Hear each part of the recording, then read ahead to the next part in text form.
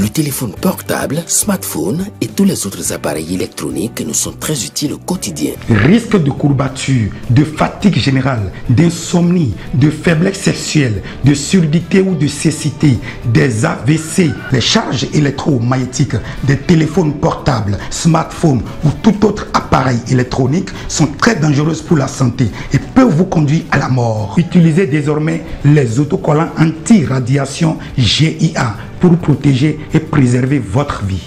Les amis, faites comme moi, Gégé Lapino, en adoptant DMA GIA.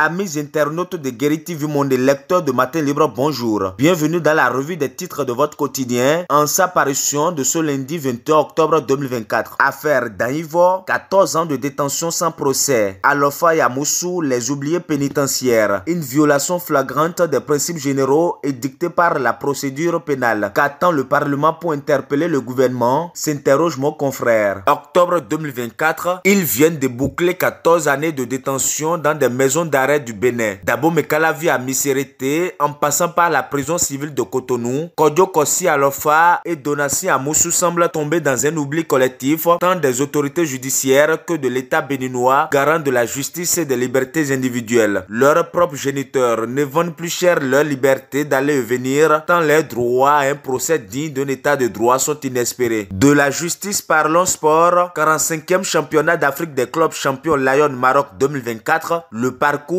héroïque de Flowers CNSS, le Bénin à la deuxième loge. 2 ans après l'expédition de Niamey, les Flowers CNSS sont de retour sur la scène continentale lors de la 45e édition du championnat d'Afrique des clubs champions. Présent à Lyon au Maroc, le club de la Caisse nationale de sécurité sociale de handball, Flowers CNSS a écrit une nouvelle page de l'histoire du handball béninois en Afrique. Pendant ce temps, pose de la première pierre de 2 terrains multisports, Salif Ouedraogo et Lionel Talon ensemble pour une jeunesse épanouie. C'est fait. Le PDG de Nobila Investment Group, Salif Ouedraogo, et le promoteur du centre communautaire Eya Lionel Talon ont procédé vendredi 18 octobre 2024 à l'école primaire Sénade 2 à la pose de la première pierre de la construction de 2 terrains multisports. L'événement a connu la présence du maire de Cotonou, Luc Atrokpo, et des autorités locales et religieuses. Autre volet de l'actualité dans la suite de cette revue des titres, entretien avec le SG Sinares sur le déficit d'enseignants. L'UAC a besoin d'environ 3200 à 3500 enseignants, rapporte mon confrère. Le 9 octobre 2024, la ministre de l'Enseignement supérieur, Eleonore Yahi Ladekhan, a annoncé le recrutement de 1600 enseignants d'ici 2026. Une mesure qui vient en réponse à un besoin pressant de l'université publique d'Abo Mekalavi, selon le secrétaire général du syndicat national de la recherche et de l'enseignement supérieur, Sinares, Gabin Tchaoun, rencontré le 17 octobre 2024. Dans un entretien exclusif accordé à votre journal, le syndicaliste estime que le campus universitaire a besoin d'environ 3200 à 3500 enseignants. Dernier titre à la une de votre quotidien, brut nigérien, un 5e navire a accosté sur la station terminale de Semekodi. Pertamina Almaera recevra à son bord 130 000 tonnes de brut nigérien. Le pétrole nigérien ne cesse plus de couler au Bénin. Après un moment tumultueux, les chargements ont repris plus que jamais. Après un 4e navire qui a quitté récemment les eaux béninoises, un 5e a désormais accosté depuis ce dimanche 20 octobre 2024 à 7 h sur la station terminale de Semekodi. Battant pavillon toujours libérien, il a pour nord Pertamina Almaera d'une longueur de 275 mètres. Ce navire recevra 130 000 tonnes de brut nigérien. D'après les informations exclusives de Matin Libre, le chargement de ce pétrolier devrait débuter ce lundi 21 octobre dans l'après-midi. Pertamina Almaera quittera les eaux béninoises chargées du brut nigérien ce mercredi 22 octobre. Sa destination finale est la Malaisie. Amis internautes de Guéri TV Monde et lecteurs de Matin Libre, ainsi s'achève la revue des titres de votre quotidien. Merci de nous avoir suivis. À demain.